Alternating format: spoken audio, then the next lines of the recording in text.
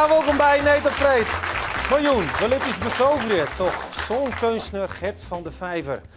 Ja, en de veiling is sletten. Het schilderij Joop Puinhoop is verkocht. En de haatelspeler Joop Puinhoop zit je zelfs aan tafel.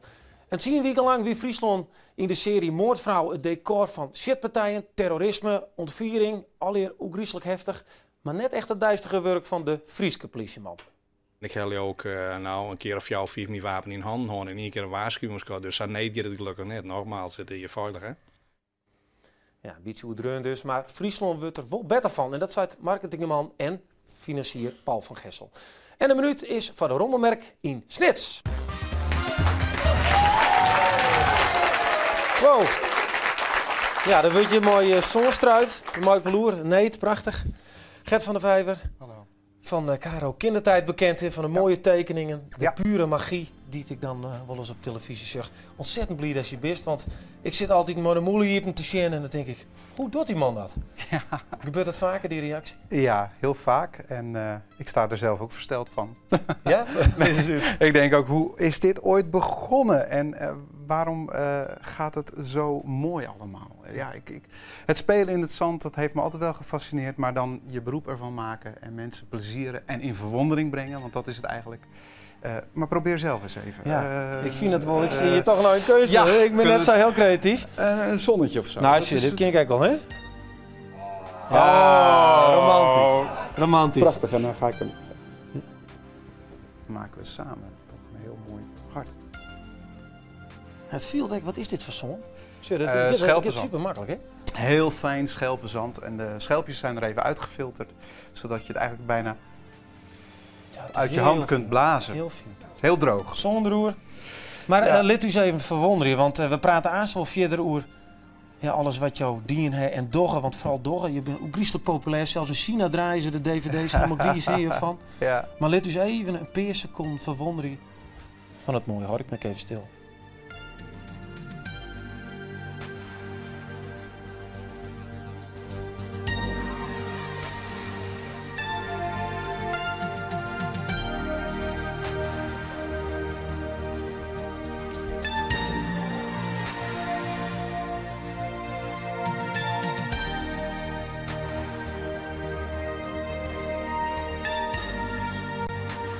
Wat krultjes erbij. Ja? Dat is ook misschien wel mooi. Ja, zou ik dit wijzen? Ja, Ja, nou. ja. Ligt denk ik wel bij. Lachrimpeltjes. Je bent een beetje ongeschoren, dus net als ik. Ja, is mooi. Oh, prachtig. Knappe man. Maar ja, wat ik altijd vind, dan zeg ik steeds heel moois en dan in één keer, wof, weer voort. Zonde. Ja, zand erover. Ja, zonde. Maar, we weten publiek, er komt volle meer. Er komt volle meer, want Ik ga gewoon lekker. een jelle uur lang, mooi bezig. Ja. En laat je inspireren toch wat er aan die tafel staan. Ja, precies. Belangrijke zaken praten, leuke zaken. En, nou ja, sorry, ik hou mijn mond en teken door. Ja, prima. Okay. Prachtig. Ik ben er al stil van. Maar ik moet net te stil wezen, want dan is er niks aan dit hele programma. Tenminste, nou ja, misschien denk ik wel wel eens hoor. Weer welkom op tafel. We hebben het even over, we gaan even 2 weken waarom in de tijd, want kunstschilder Ibi Potlaats die maakt 2 weken lang bij ons een protestschilderij. Het zijn de maatregels van staatssecretaris van Milieu Joop Atsma om het staatsschild uit te schaffen. Ze wie echt leuk hoe deze maatregel en is benauwd voor milieuversmaging. Voor de mensen die dat net zien, het gaat ongeveer zo. Als het terug is wat hij wil, dan denk ik dat de zee in Westhoek, de Waddenzee, helemaal vol komt met allerlei flessen en zijn. Dat is natuurlijk net de bedoeling. Ja, de titel dacht ik van nou, dat is Joop Puinhoop. Juist leuk voor iemand die hem heeft in huis. Wat er allemaal, die mag het zelf lekker ontdekken wat erop staat. Nou ja, het schilderij hing het nou weer hier bij u in de studio. En de koe ons vannacht 12 uur op been worden. De lijn binnen dicht en er is ook een heegste bieder. Maar nog leuker, Joop Atsma die bellen zelf op, die zei ja, je hebt nou de hele tijd om mij en hoe dat schilderij. Ik wil verdorie er zelf wel wat over vertellen. Joop, ben je er? Zit het je zo heeg? Ja, toevallig, ik zou altijd nog maar op Friesland, maar ik heb de uitsturing zo en ik denk, nou, mag het gekker worden. Wie betekent het nou, dat die staatsschilderij? Zitten wij u druk de meisjes dan vooral, dat werd dan ook gang, het staan in de zwerfafval. Om dat verder te beheinden en om te pakken, om daar meer yield ik voor vrij te meisje. En dan krijg ik ineens hetzelfde van wie dat ik bij het waard de zaak van Smarrie zoek. Ik moet net malen worden. Nee, maar je moet het toch even uitlezen. Dus toen zeg ik de uitstuurd, ik van ja, dit ken het. Je moet even wat voor zijn worden. Ja, het is zo dat er leidt een uitstel om het staatsyield op de grote petflessen, dat zijn flessen van 1 liter en van €1 de kunststofflessen, om door het auto te schaffen. Waarom? Omdat het een heel nieuw systeem is en omdat wij ervan uitgaan binnen dat die flessen die nou door de mensen eerst zelf betalen worden, dan krijg je het staatsyield waarom. Dat het echt in de toekomst wel waarom bracht worden, zelf echt zonder staatsyield. Ja, en daar ben de mening zo verdeeld, maar we zijn er echt wist van dat die flessen al je weer inleveren. Ja, want wij kregen een soort reacties, je de kranten gelezen, je had de krant en heel soort mensen die zeiden, hoe kun je dat nou zeggen? Wij rennen dagelijks misschien wel bij een paardel en we hellen de poeden troep uit. Ja, maar ik ben leuk, snap je die mensen die maar dat net snappen? Dat zijn dus net die grote flessen van 1 liter of €1. En, maar die wonen het leeft dat het op die liedste flesjes zien. Ja, maar dat gebeurt dus net. Want wat de mensen vinden, dat is verpakkingsmateriaal, het zijn poetjes, het zijn bakjes, patatbakjes, een heel soort rommel. Ja, dat liedse materiaal, als je zorgt hoe die bulten met zwerfafval geërsteld is, dan is het 10-15% is dat liedse geworden. Nou, wij vinden dus dat je er volle meer het waar maakt. En dus betekent dat er volle meer mogelijkheden komen of de mensen om hun rotzooi kwijt te kennen. In de steden, maar ook op platteland. En nou, daar hebben we dus een soort jildfruitlutsen. Ja, en waarom die grote petflessen? Omdat dat een heel nieuw systeem is.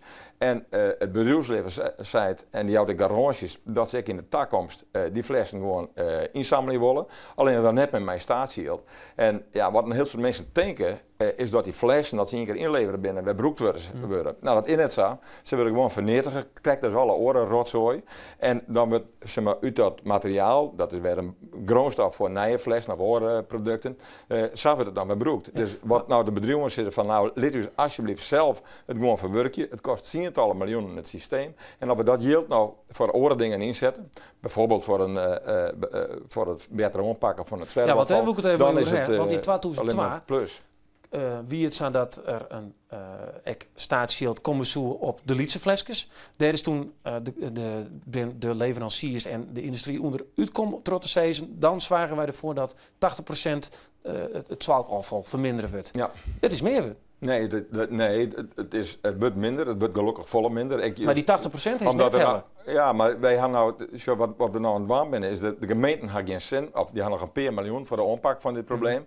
Wij als je in het bedrijfsleven zijn zwaar dat er meer yield komt, dus door 4 of 5 keer volle yield wordt het beschikbaar gesteld aan de gemeenten om meer te investeren, meer bakken te plaatsen voor dat, voor dat. Maar ik moet groter wezen, maar die grote fles.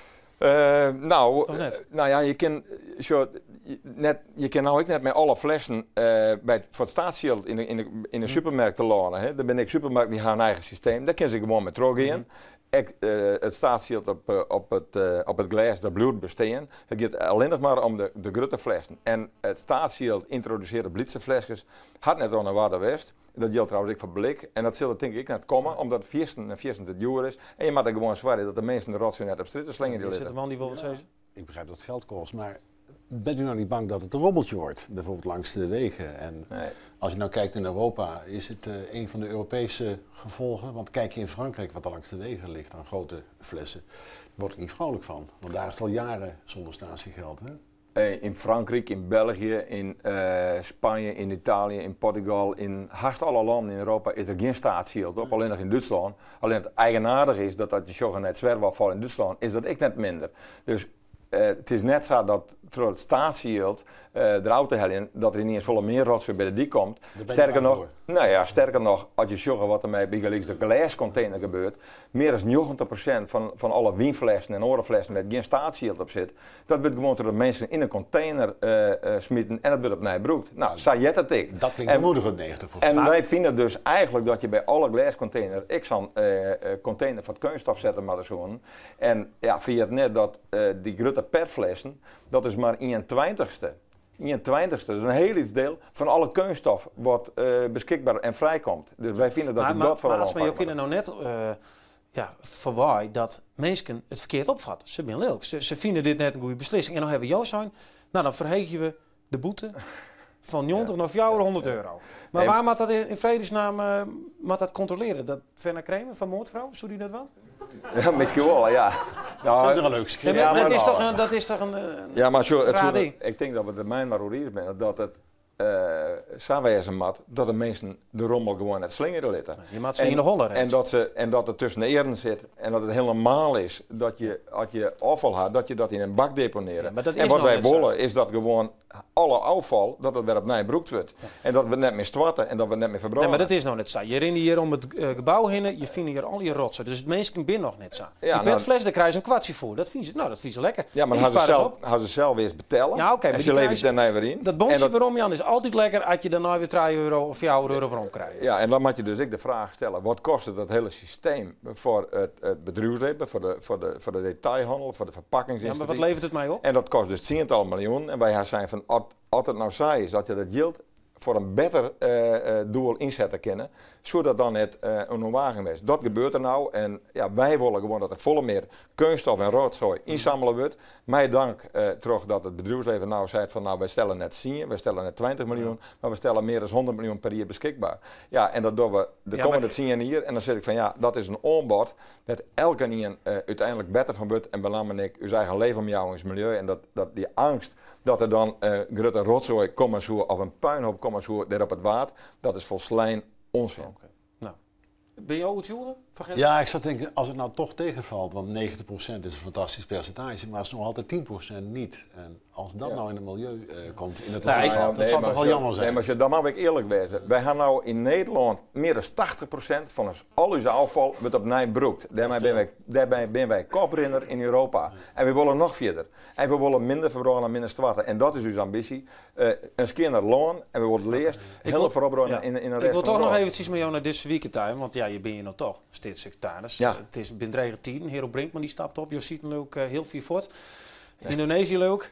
Nou, ik ga in Thailand en aardig is ik nog met een heel soort Friesen. Ja. Maar binnen dan ik mensen die naar je tak komen van de rest, de CDA's die denken, verrek, we moeten daar weer naar de stembussen toe, want dit komt op een kop verkeerd. Nee, ze roepen manmachtig, we hopen dat we net naar de stembus hoeven, want ik ben blij dat er een stevig kabinet zit en dat de maatregelen die het kabinet voorstelt, dat die ik uitvoerd worden kennen. Maar balen jullie ervan dat het gebeurt, dat het toch... Nou, het is een interne zaak van de PVV, dus ja, elk had zijn eigen problemen. Je hebt het beter oplost toen, maar kopie ik zou elk had zijn eigen problemen en dus ik ken er van alles van vinden, maar dat toch niet de zaken. Nee, maar is het ongemakkelijk? Nou ja, ik begreep het. Jo ben je nog een keer, dus dat kun je even nu lezen hoe dat zit. De reacties van Brinkman, ja, dat hij aan jou dat er het kabinet gewoon stiepjes zal in de tak komt. Dus in die zin veroordeelt het denk ik in de praktijk net volle. Nee, maar dat is toch wel een onzekere factor nog. Nou, dat weet ik niet. Hij weet nou wat er had en hij maakt maar ouwaarts wat er krijgt. Als er dan ik zelf nog zit, dat is ik dan de vraag. Dus ik denk dat er allerhande argumenten binnen werden wat hij in die op basis van het beleid zit zelf van nou, ik bloed kabinetstype in. Dat hij intern discussie had met de PVV en met Wilders. Ja, met alle respect, daar heb ik verder geen boodschap van. Okay. Je hebt wel een boodschap aan het schilderij. Dan wil ik wel even de Johannes Meindertsma, je staat erbij. Helemaal even goed pensioen, het schilderij? Ja, het is nog mooier dan dat ik het op het plaatsje jongen had. Ja, waarom wilde jou het eigenlijk gaan? Nou, ik vond de uitsturing met Ibi vond ik prachtig. Hoe dat jullie hier gingen. Ze weer dus druk aan de gang en op de boel op de groen. En je had zelf ook mij die nog... Ja, ik ken de spetters nog op een broek zitten. Dat bedoel ik. En toen wien de vrouwen aan... Ja, ik had passion in de uitsturing mist, want de vrouwen gingen even scrabbeld. Ja. En, welke vrouwen? Nou, Atsma zijn vrouw en mijn vrouw. Oh, dus zit je een connectie, Blinder, op tafel. Is dit een stroomman? En die zei van, mag het even zien, van nee, op vreed, daar is de puinhoop van Joop. Is daar, en ze hadden het jongen. En toen dacht ik van, nou, dan mag ik maar een bord weer brengen, want dit is wel leuk.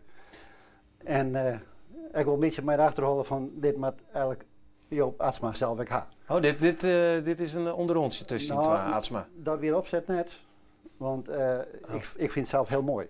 En, maar het moet een goed plak gaan. Dat vond ik heel belangrijk. En wat gebeurt er nou mooi?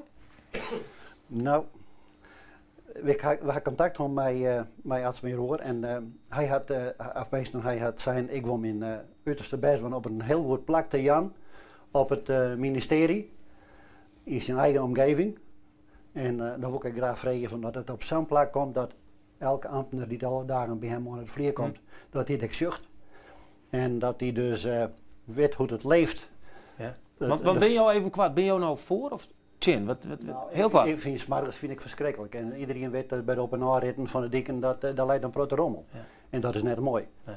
En we gaan zelf ook al die proberen om de huis een beetje skin te houden. En daar is iedereen bij gebaat.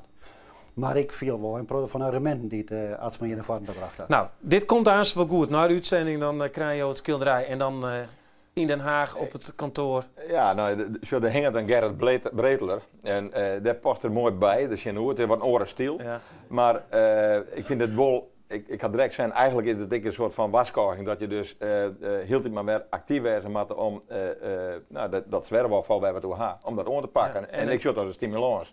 En in die zin wil ik er gewoon ik plak voor inromje op mijn eigen werkkamer. Ik had trouwens, ik net in de gaten dat sta grut weer. Ja, het is een hele grut. Ik heb best wel dat er in een peer kan. Wil je mooi eruit snijden, Lucie? Het is een IBI potlaatje van €184 heden voor betalen. Nou, dat is een keepje. Ja. Ik wil dat je naar zo'n man hebben. Bedankt, heer. Ja, nog druk aan. Wat is er eigenlijk al hier voorbij? Want ik zie het zo op te letten, maar het statiegeld. Het statiegeld, drijvende flessen, het milieu.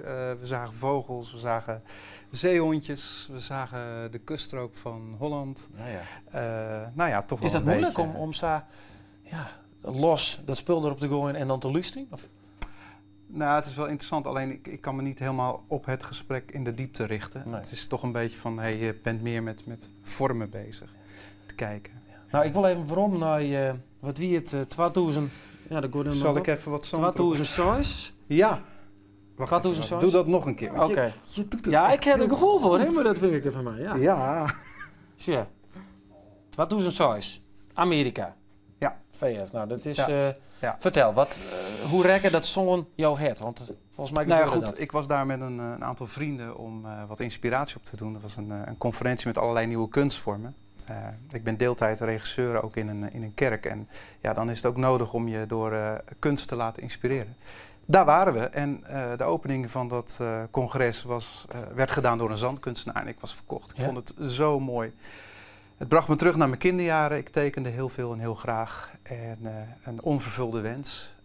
Nou, je gaat nog even terug naar een orenverhaal. Mooie vrouw. Het is trouwens wel, het bloot die wel onder handen zitten. Vooral even wat zwitterig binnen. Ja, zeker. Ja, het is misschien wel wat nerveus, maar klaar. Ga maar lekker verder. Ja, ik ga verder. We verbazen. Ja, Van de Joen is de laatste aflevering van de politie-serie Moordvrouw op RTL 4. En de serie die is voor Slijn opgenomen in Friesland. En ook nog voor een pad betellen door Friesland Marketing. Een grote productie die het Friesland op de kaart zetten moet.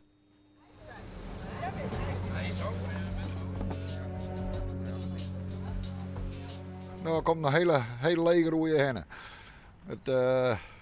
Er komt al wat bij dus in. Het is, op zich is het heel interessant om dit eens een keer mee te maken. En dan weet je ook eens een keer hoe het al hier opname wordt natuurlijk.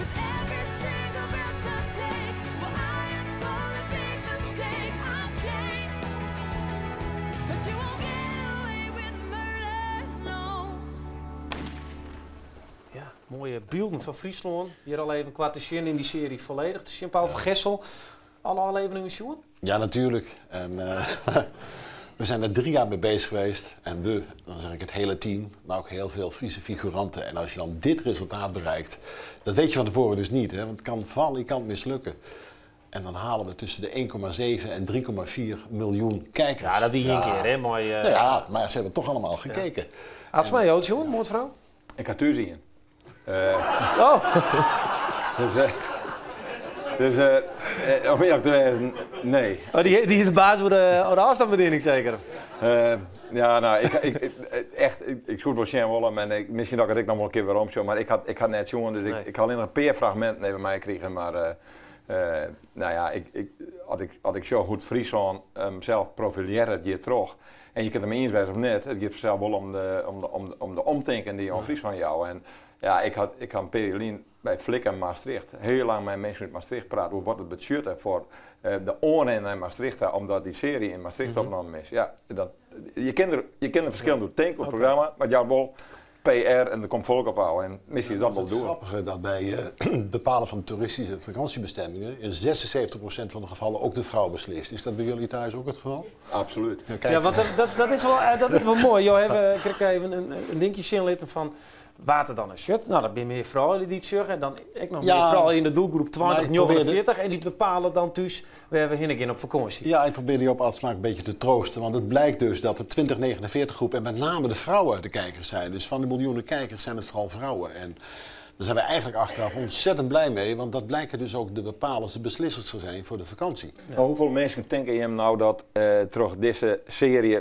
mogelijk naar Friesland tak komen zullen? Ja, je moet het zo zien. Het is een onderdeel van een geheel. Hè. Er zitten ook abris in, er zitten radiospots in. We gaan naar beurzen toe, allerlei toeters en bellen. En de doelstelling is een groei van 3% per jaar. Nou, dat is een fors aantal. Van het totale aantal toeristen dat je naar Friesland ieder jaar 3% erbij. Maar waarom is dat nodig? Ja, maar even net 3% gewoon even nou, als 30, 40 miljoen omzet extra wat we moeten realiseren. Dus dan betekent eigenlijk dat je multiplier, in marketingtermen, realiseert van factor 40. Maar of dat gerealiseerd wordt, dat weten we pas van de zomer. Ja, want je hebt er 4 een hele ton instutsen, subsidiehield van SNN. Ja, plus is nog een heel soort commotie oerwest, van mensen zeiden, ja, maakt dat nou? Ja. Maar dat levert dus eigenlijk 20, 30 Als alles goed is en als we terugkijken de afgelopen 5 jaar, dan denk ik dat we af en toe een paar goede keuzes hebben gemaakt. Dit blijft spannend, want van de zomer zullen we het pas weten. Maar we hebben net een onderzoek laten doen en ons laten vergelijken als Friesland met concurrerende regio's in Nederland. En ik kan met enige trots melden dat we 2 keer zo goed hebben gedaan als de rest van Nederland. En nou, dan heb je wat. Heb je hier een primeur te pakken van Gessel? Ja, zeker. Want dat is een onderzoek wat net gepubliceerd is door de Grondlijn gedaan. En ik denk dat het voor de werkgelegenheid hier in Friesland onvoorstelbaar belangrijk is. En dat heeft Wendy van Dijk dan die in? Terwijl zij mooi haar... zit Wendy van Dijk nog niet bij en de Elfsteden toch koorts ook nog niet? Nee. Nee, want ik wil toch even als je naar de invloed die jou gewoon hebben. Jou hebben echt het script jongen, je hebt bepaald wat er gebeurt. Ik heb zelf een paar oorlevering jongen, maar eerlijk gezegd, ik koer ze net uitzien. Ja. Ik bleur net zo lang hing in Spieter genoeg. Maar ik zeg ja, oorlogplaatsjes van Friesland. Hè. Je zegt Zedik, en je zegt de Stad, en je zegt de Achmea Tour. Waarvan heb je ook nog zo van dit maar de bevasting, dit stuk? Nou, wat ik zelf heel mooi vond in aflevering 4, waar Fenna, Wendy van Dijk dus, race over de grachten van Leeuwarden. En in de volgende scène zie je een speedboot van de politie de stad uitvaren en gelijk dat prachtige Weidse Friese landschap ingaan. En dat is precies het mooie contrast, want veel mensen in Nederland weten niet dat Leeuwarden een fantastische oud-Hollandse stad is eigenlijk, een Nassau-stad, in dat mooie vlakke land. En dan, zoals we net ook zagen, met die wapperende haren, dat is toch echt Friesland zoals we het elke dag ervaren. Ja, oké. Nou ja, dat vind jou en dat vind misschien wel meer mensen in de marketingwereld, maar op Twitter, als je dat volgt, of op andere internetfora, ja, dan ben er ook wel een heel soort kritische noten te krijgen over een moordvrouw. Ze zou het net realistisch wezen en betieren knullig oerkomen. Een verslaghouder Duke Kroes die bezegt een van die momenten en peilt de reacties over de serie bij zijn eigen politie.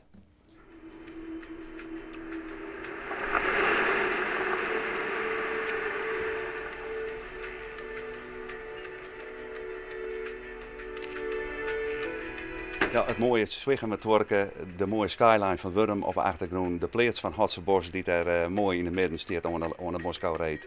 Een mooi tuintje daarvoor, dat aardje keurig netjes maken hier. En op een gegeven moment rent ze nou een plak in de tuin daar in het midden, ze pakt de scheppen en dan keer daar loopt het moordwapen. Ja, en dat vond ik een beetje onrealistisch. Ze komt natuurlijk in situaties terug die in de serie aardig altijd nauw rennen. Maar in de praktijk daar zullen ze het net lang volhouden bij de politie Friesland. Ik heb hem zelf 2 keer hak maar uitgenomen. 2 keer in je carrière? Ja. Dat is, ik doe het inmiddels 30 hier en die 2 keer, daar weet ik zeker, als ik bij in de situatie kwam, ik het bij niet. Terroristische aanslagen en dat soort dingen, ja, dat is net aan de orde van de dag. Maar er hoeft maar iemand je Toulouse te hebben, hè, wat nou in het Nijs is, maar goed. Het staat daar al hier achter elkaar en gaat wel extreem. En gelukkig is Friesland nog steeds een van de veiligste provincies in Nederland. Zou je Wendy wel als collega hebben? Wil ik die als collega? Tuurlijk wil ik die als collega hadden, maar altijd wijzen. Maar dan doen we het op het oor zoals dat het nog gaat. Ja, wat dan? Nou, even rustig aan, hè? Net zo vlug, net 1 dag aan het werk wijzen en dan al, weet ik volle wat al je veldmannen krijgen. Dat je het in de praktijk krijgt even oors. Een goede verhaallijn, maar een goede regie erachter. En een stuk spanning erin brengen, dan krijg je een prachtige serie. Kan je hier op het wetter achtervolgingen, neem het al hier maar op. Maar het zijn hele protte mogelijkheden die je dwang kennen. Ik beschreun het boerderijken, daar ergens op het CD-kon werd een hennepkwekerij in, of bijvoorbeeld een ecstasy-lab in is, werd je stuk spanning maar moet je kennen. Er is zoveel mogelijkheden. Friesland is uniek om dat te doen. Dus wat dat betreft kennen ze jou wel in hier als scenario-screuwer? Jawel, ja, dat is mooi gerust.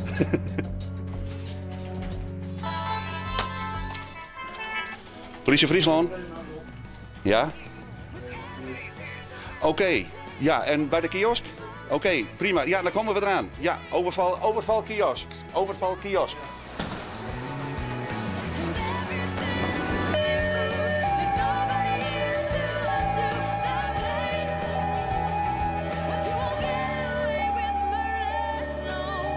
Nou, Krijg echt toch, of net? Ja. Kijk, Moordvrouw is geen documentaire. Het is entertainment, hè? Het is drama. Maar die heb ik wel zien een paar afleveringen. Ik dacht, maar, krijg wat. Nou, we moeten vooral kijken. Even eerlijk. Steeds even eerlijk. Er waren natuurlijk zaken voor verbetering, maar de reacties in de positieve zin, want het wordt die overheerst toch. En als iedere week opnieuw meer dan 1,5 miljoen mensen kijken, dan doen we het gewoon onvoorstelbaar goed. Maar dat laat onverlet dat er een paar missen in zijn. Heb je nou een paar dingen opschreven waarvan je zei, daar kom je weer, maar dan dit? Nou, dat opgave van die honkbalknuppel die net 5 minuten ervoor in de winkel was, gewoon voor niet zo handig inderdaad. En dan is het markant dat je het script van tevoren leest en dat niet doorziet. Hè? Maar ook de regisseur die in de gaten. Maar wat mij ook opvalt is dat er net meer gedoog is van Friesen die het zeggen.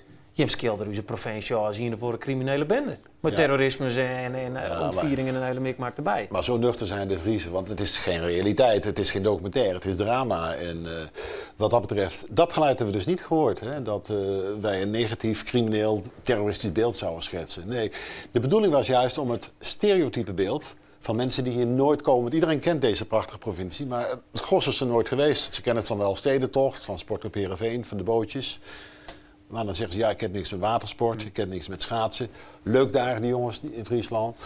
En de kunst voor ons is om ieder jaar weer nieuwe toeristen te trekken. Komt er nog een nieuwe serie? Nou, RTL en Animal willen het heel erg graag. Wij gaan eerst met onze achterban goed evalueren.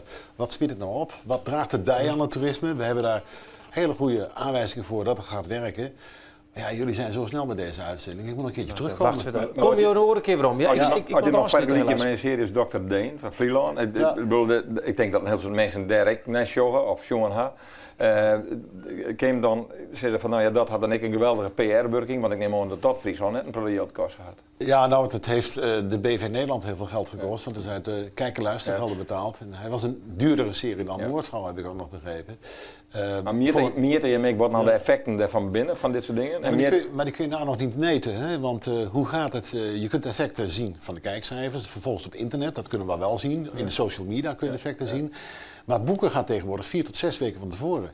En in Friesland gaat het seizoen, in mei begint het een beetje en in juli gaat het hoofdseizoen beginnen. Heerlijk. Ik heb wel vertrouwen dat het goed komt door. Heer, ik moet je me onderbreken. Bedankt voor je komst. We zien nog even bij de Zonkunstenaar, want dat is het mooiste dan. Oh, je hem krijgt vertellen. Ja. Nou, we zullen het hebben over het volgende project. Waar je volgens mij deze hele week al mee aan de gong hè, binnen. En volgens mij ontstaat er al wat. Nou, we laten het maar even zien hè, wat er zit te gebeuren.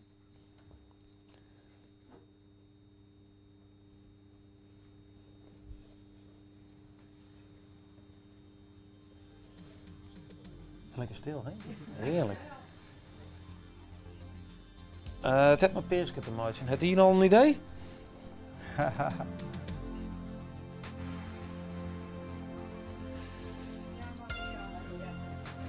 Maria, weet je zijn? Klopt dat? Ja, correct. Want vertel. We zijn bezig geweest een tijdje geleden om in samenwerking met de RKK en de Nederlandse Bijbelgenootschap en natuurlijk Robert Schinkel van de Media Brothers om het verhaal van Pasen beeld te geven. Dus het lijden en het sterven, maar ook de opstanding van Jezus Christus. Vorig jaar zijn we met kerst hebben die start al gedaan en op een gegeven moment was het zo'n succes dat ze vroegen om meer. Dus kunnen jullie ook het paasverhaal en dat is nog eens te zien op televisie? En dat wordt uitgezonden in april, 7, 8 en 9 april. Bij ZEP, het is een gezinsprogramma, familieprogramma. Nou, iedereen kan je ademloos naar zien, hè? Daar hoef je niet jongen wat voor te wezen. Het is gewoon prachtig om te zien. Wat komt er nou? Nou, als je goed kijkt, was laatst ook een prachtig beeld, schrijnend eigenlijk. Michelangelo heeft ooit Pietà gemaakt. En het gaat eigenlijk over de moeder met de stervende zoon in haar armen. En in de Passion zie je ook op een gegeven moment dat ze eerst het kindje vasthoudt. In haar gedachten nog steeds haar kind. En nu een volwassen man geworden, stervend voor ons. Zo, prachtig. Ja, nou zie ik het. Ja. Oefen je dit nog lang, thuis? Nou, dat vergt wel enige oefening. En, maar eerst tekenen en dan dit? Of altijd een... Ja, ik probeer wel eerst schetsen te maken en dan uiteindelijk ook met het echte werk, het zand, uitbeelding te geven. Prachtig. Nou, ik ben blij dat wij in dit Jaloek, het is eigenlijk vies te kwart, hè?